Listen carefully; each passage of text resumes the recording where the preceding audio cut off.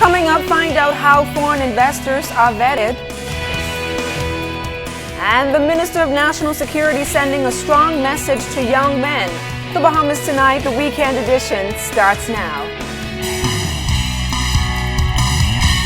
Now in HD.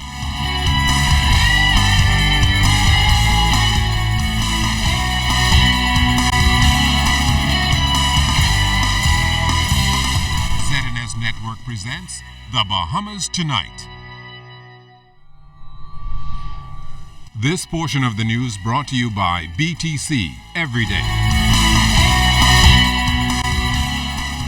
Good evening, everyone. I'm LaDawn Davis, topping the news tonight. For much of its modern history, foreign direct investment has been the driver of the Bahamian economy. Now, with the largest ever investment, the $3.5 billion Bahama project, opening again delayed as it winds its way through the courts. Many have called into question the process in which government goes about such investments in the country. Well, the Minister of State for Investments, the Honorable Kaylis Roll, outlined the vetting process, which, as Sieska Adderley tells us tonight, it is quite a stringent one. Every investor, whether foreign or local, must be vetted. That coming from Minister of State for Investments, Kaylis Roll. He said investors have to prove they have the capacity to execute their investment, no matter the size. When an investor makes an application, we go into their history of investing. We ask for their financial information. We want to have certified financial statements from their company or from them as individuals. We want bank references. We want the typical information that most countries or entities, banker would ask if he's giving you a loan. And beyond that, you have to have a process where you are reasonably involved in the actual process of the deployment of that investment. The issue has surfaced since the delayed opening of the $3.5 billion Bahama project made international headlines. And although State Minister Roll recognizes that many may be questioning the government's investor selection policy, he remains confident in the vetting process. Minister Roll did point out that, like everything in life, there's a 50-50 chance of success or failure, and it's no different when it comes to investments. Some investors will come in and they will be extremely successful, and some will face challenges. And unfortunately, with the Bahama investment, I mean, it's a massive undertaking. It was an aggressive project from the outset. So for that to be fraught with issues, it should not surprise anyone.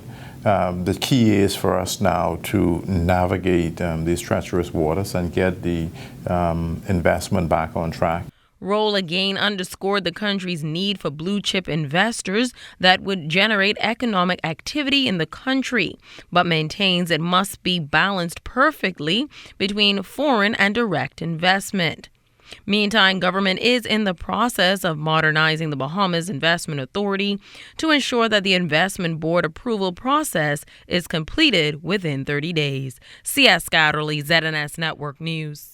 Meanwhile, regarding Bahama, Justice Ian Winder heard lawyers for the developer argue that Bahamian law does not speak to public interest in winding up, and there's no evidence presented by the government to support this. Meanwhile, Peter Knox QC, who represents the government, has argued that appointing provisional liquidators is the only chance the Bahama property has of survival. Justice Ian Winder is expected to rule on the matter on September 4th. If you traveled to the North Eleuthera International Airport recently, you may have noticed that it is under renovations. The nation's leader, Prime Minister Perry Christie, says the Ministry of Transport has under its supervision results of a report conducted by consultants of an international company called Stantec, which he says will be looking at the infrastructural work of airports across this country. Stantec looked at all of the airports in the Bahamas and really confronted the Bahamas government with the need to engage in major renovations, repairs, re-engineering, new runways, amounting to some $150 million. Clearly, no government would spend all of that one time. So the minister has now ordered priorities. One of her priorities is the North Eleuthera Airport. She knows that that time is running on it. It is too close to the road. There's a lot of traffic coming into it, and the runway has to be relocated. New terminal building has to be built.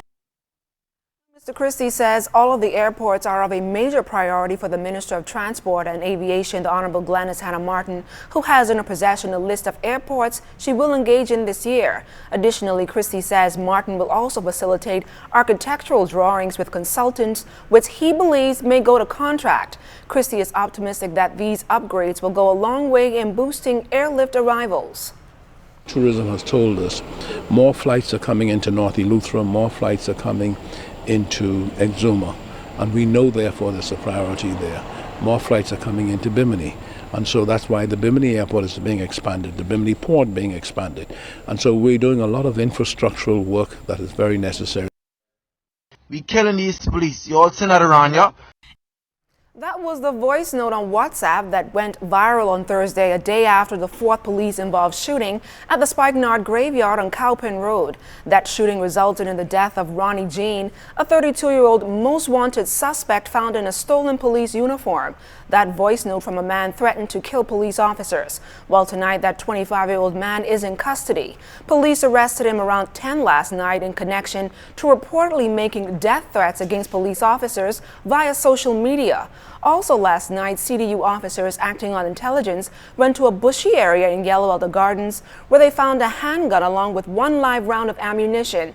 No one was arrested. Police also arrested a 43-year-old man of Cambridge Lane for possession of dangerous drugs, and a 25-year-old man of Warner Way was also arrested for possession of dangerous drugs. As the new academic school term is set to begin, Minister of National Security, the Honorable Dr. Bernard Nottage, is advising young people to be model students. And with the number of social ills impacting our young people, the minister warned young men to steer away from substance abuse. He highlighted a number of the new drugs, some introduced to primary school students. The merchants selling beadies, they're selling backwards, and now they're selling something called a hookah pen, which is an electronic type of cigarette, which they are able to inhale some vapor, colored vapor or seasoned vapor, and all of these, with some of them, they actually combine marijuana with tobacco or with some plant or other. Program Shock Treatment, which airs following the news here on the ZNS TV network on Tuesdays, is popular. But even more gratifying are the dividends experienced in the lives of participants. Young Nathan Bain entered the program for behavioral challenges, and today he's employed at the Humane Society. Violence and anger with bad company ain't the way to go.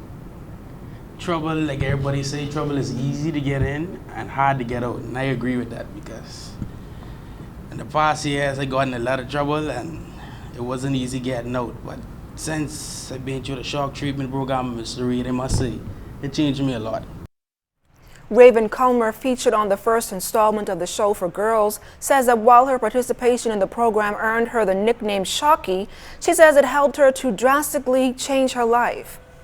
Before shock treatment, when people used to bother me and stuff, I used to retaliate back and just fight and curse and do negative. But after shock treatment, after going through that process with the jail and the morgue and stuff, when people used to bother me after that, I would just walk away and say in my mind, they ain't gonna cost me. Because my goal in life is to be a spine doctor or to be somewhere high. And I ain't gonna let these children who could barely make the GPA I can make or do anything like that cost me. Stay close, we've got more news on the other side of the break.